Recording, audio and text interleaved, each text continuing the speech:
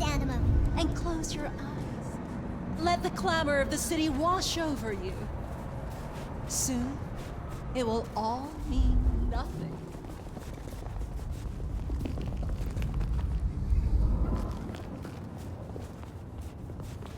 You need something? Evening, Patrick. I hear you've got trouble. Yeah, same old, same old. You better go and talk to Mr. Fletcher.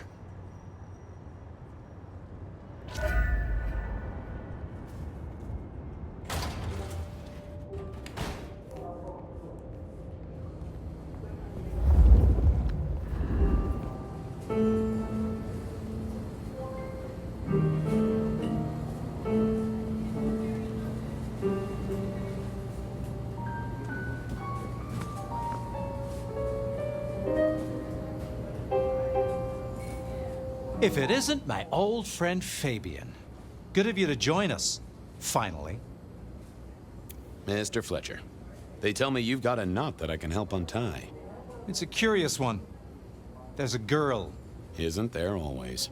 Indeed. This one came to my establishment on an errand from her sire. Would you believe it?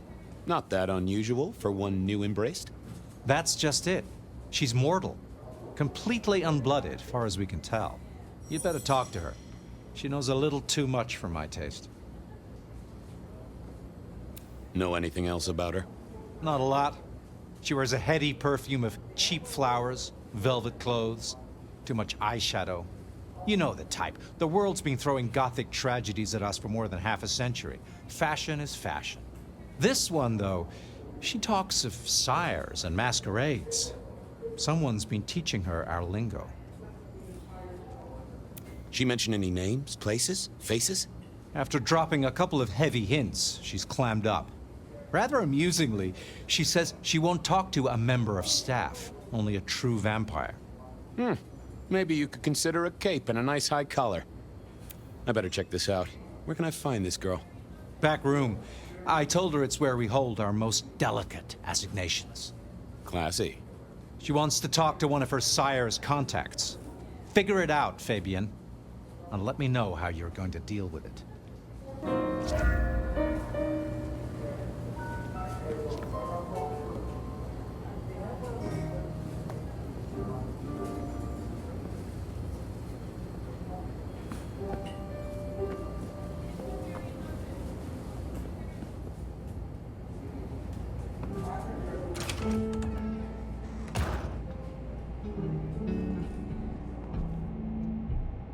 Hello, miss. May I have a moment of your time? I'm sorry, I'm waiting for someone. Someone important. I don't want to talk to anyone, especially a cop. Waiting for your sire, right? What? I don't know what you mean, detective. So talk to me about vampires, throat sucking, all that sort of thing. Am I breaking a law or something, detective? Because if not, you'd better leave. What makes you think I'm a cop?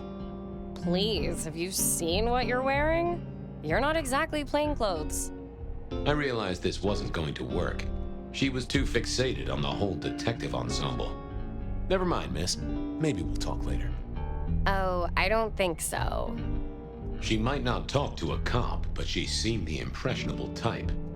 A little force of will, and she'd talk to who she thought I was. I'd picked up a trick or two in my time.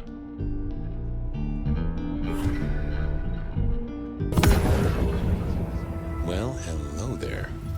Oh my, you... I think I know what you are. Glad she knew that, because I had no idea what she thought I was. I'd have to play this carefully. Welcome, daughter of the night. Hello. You are one of his friends, aren't you? Oh, yes. I know your sire. Please tell me, who are you? I am everything you have dreamed of. Oh, it's you. It is you. I didn't think you'd come. I am Pandora. I am so pleased to meet you, Lord Fabien.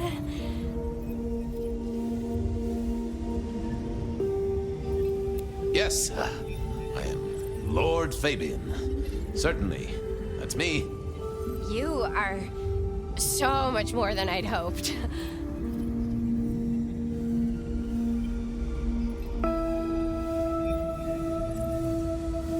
The staff tell me you bring word from your sire. I do, yes. He said, beware the sword of the cross. He did. It meant nothing to me, but I'd neglected my Bible studies.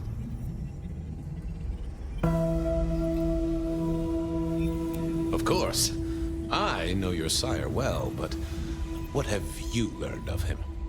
Oh, he's marvelous. Everything I could desire. I mean, taste in clothes, model of car.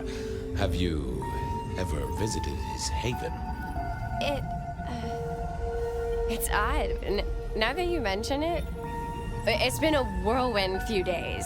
But, I'm sorry. I'm not sure.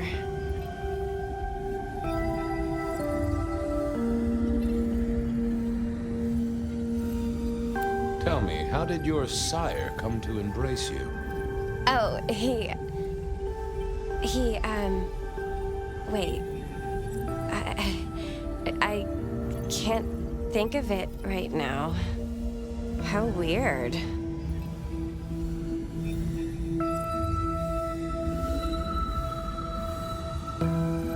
What do you know about me? Exactly. Oh, that you are powerful, that you are artful, that you are dangerous, that you conceal a well of such pain deep inside you. I share that pain too. I am so glad to be in your presence.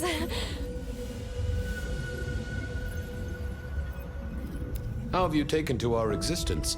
The consuming of blood, the lateness of the hour. I suppose I must have taken blood. It's the only way we survive, isn't it? I've dreamed about it, but I don't actually remember drinking. I must have. In the embrace. Mustn't I? It's not traditional for one of our kind to have a heartbeat. You seem to have one, though, and a lively one at that. Oh, do I? That isn't right. I'm sure that it will fade as the blessing takes effect. I know some things take time, but honestly, I could kill for a cigarette. What was that about shared pain? Oh, I know. You are so deep, Lord Fabien, that you mask it so well that you lost your closest friend. But perhaps we can discuss it later, in more pleasant surroundings. Well, Pandora, it's been fascinating to talk to you. Blessings of darkness be upon you, child. Oh, and, also upon you. Don't go anywhere. Of course not, Master. Someone had tied her noodle in a real knot. I needed to talk to Fletcher.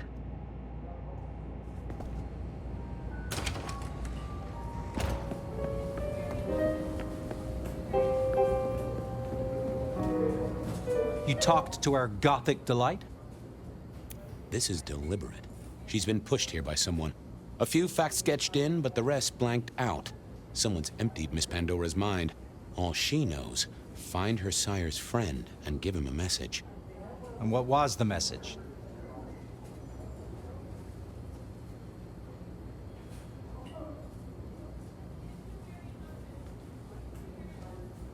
Beware the sword of the cross, she said. Mean anything to you? Not a thing. We should figure out who sent her here. Well, that's what you're here for, isn't it? To sniff it out. Good notion, I'll do that. I guess Patrick on the door might know.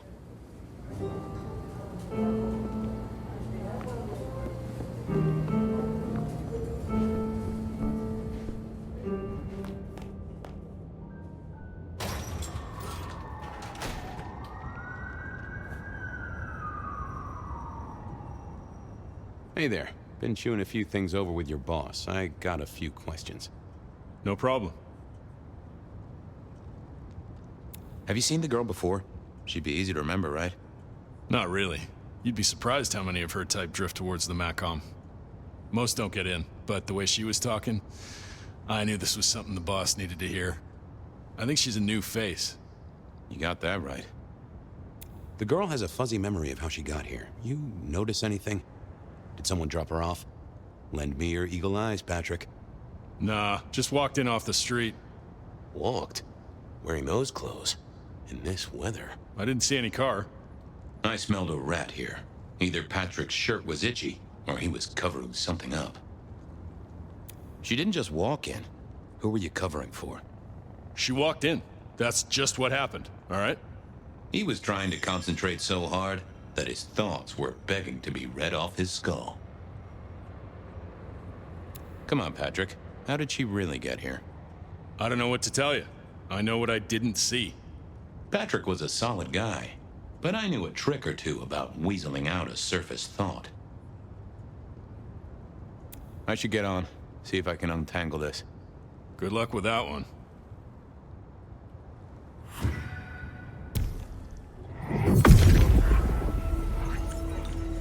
Let's have a peek, shall we?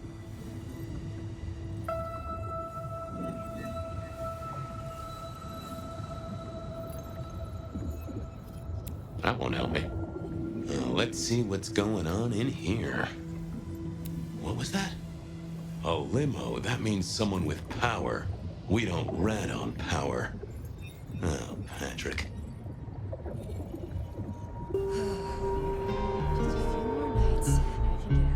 Hey, I've got more questions. Sure. Ha! Gotcha. I know it was a limo, Patrick. Why were you covering it up? Okay. Yeah, it was a limo. Pulled up a block away, she got out the back, said thanks. That was it. Didn't get a plate or look at the driver? Nah, sorry. Business black, privacy glass, you know the drill. And you know we don't keep cameras here. Mr. Fletcher won't have them. But you get what it means. I do, yeah. Limo means money, and kindred money? That screams court. Thanks, Patrick. For what it's worth, I get why you wanted to keep it on the down low. Catch you later, Patrick. Thanks for helping out.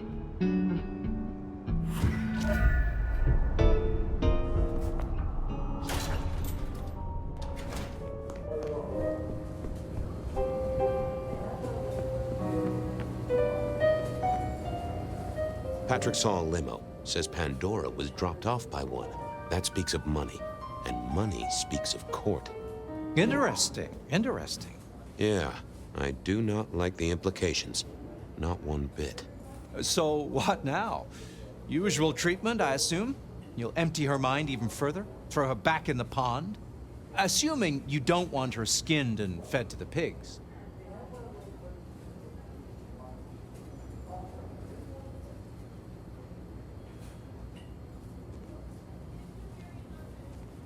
Yes, I'll need to wipe her mind. Erase any thoughts of sires and embraces. Well, she's already empty-headed. I wonder what'll become of her. After. Seattle has a place for everyone. Even if it's, under a bridge somewhere, I suppose. Very well, then. Do what you need to, but once you're done, give me the nod. We do allow a little leeway in my establishments, but I don't need a masquerade breach at my front door. Understood. He was right. I needed to deal with Miss Pandora, and quickly.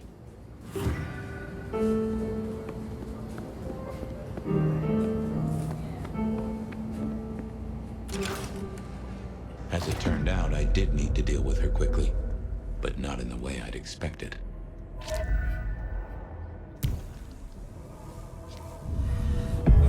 Time to earn the paycheck. If I got paid, which I didn't, technically. Still. Hey there, Miss Pandora, how you feeling? Still a bit antsy. I could kill for a cigarette. I guess I'm a little cold around the neck. Oh, and, dead? Of course. What with you being a construct of my own mind, it was a stupid question. I will grant you that. But I like to make my own psyche comfortable. What do you need to know, Lord Fabien? So tell me, How did you die exactly? I guess someone staked me with a piece of metal, then chopped my head off. Or the other way around. Either way, it works on both humans and vampires. Chopped your head off?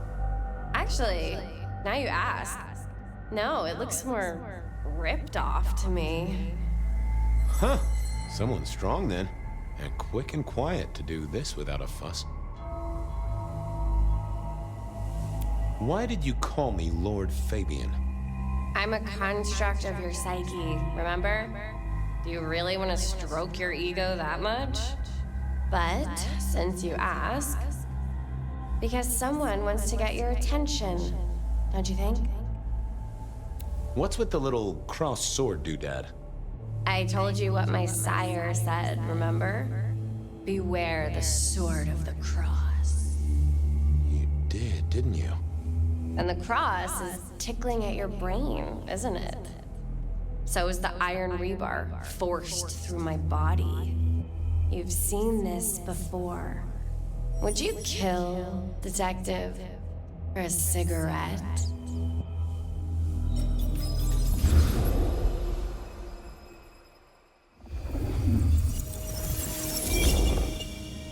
No, Marla. I wouldn't kill you for a cigarette. But someone did, right? Maybe they did. That was my job here at the Makom, after all. Hanging around the bar, my tray in front of me, offering the patrons their pick of tobacco. That's where you've seen me. Maybe 50 times before. The only place you've seen me. But you never did notice me, did you? I see a piece of jewelry there. That yours? The sharpened metal cross? You've never seen me with it before. I know you didn't pay me much attention, but you'd have spotted that. It's hardly subtle. I'm sorry, Marla. You didn't deserve this. Didn't I? You don't really know me at all, do you, detective? I could be a torturer, a mobster, a serial killer. Maybe. Or maybe just wrong place, wrong time. This looks a little more specific than that. More targeted. So how did you die, Marla? Isn't it obvious? Iron bar through the heart. Head cut off. Cut off? You're right, not cut off. The wound, it feels more ragged, more torn. Ripped off, I'd say, by someone strong. So who were you, Marla? Why a nobody, detective? A mortal. A servant in the Makom. Wait, one of Fletcher's employees, right? So a ghoul, perhaps? I think you're right, detective. The neck bleed did slow up real quick by the spattering. Perhaps I had drunk the blood of a vampire and gained a bit of power. I know what a ghoul is, thank you kindly. Killed by twisted iron and sheer strength. Good enough for either a vampire or a mortal. But she was mortal, and a ghoul to boot. She belonged to someone. I needed to check that out. Well, she was dead. The missing head gave it away. A cross, and a fancy one. Made of metal. Interesting. Why put your savings in a bank when you could put it in liquid gold? A fine array of vintages. Entirely illegal. No problem for the rich or the Had our killer needed rope to get Marla up onto the rebar? Seemed unlikely. Construction rebar rammed into the floor. That took time and strength. The hammer wasn't covered in blood, which was a shame. Otherwise, it would have been a classic clue. A single cigarette. Had Marla been waiting for someone?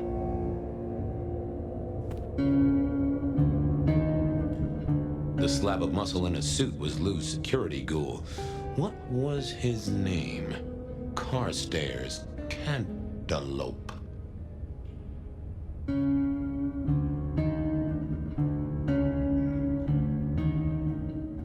Evening, Mr. Constable. Campbell. That was it. I knew it. Is there something you need? She was a ghoul. Do you know who she belonged to? Who fed her? I don't. Speculation is good for your health, and it's not one of the deadly sins.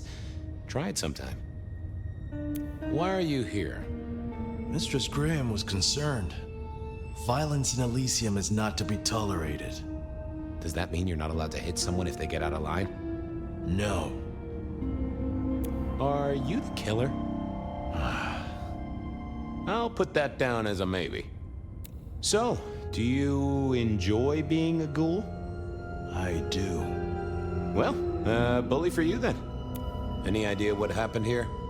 Someone disliked a cigarette girl so much that he pinned her up on iron railings and took her head off. You'd make a great beat cop, you know that? Well, goodbye.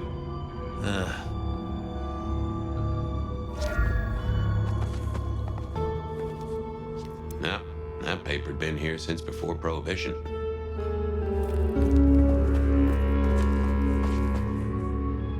I needed to know more about her, but Marla had said all she was going to say. All these bottles must have been worth a pretty penny.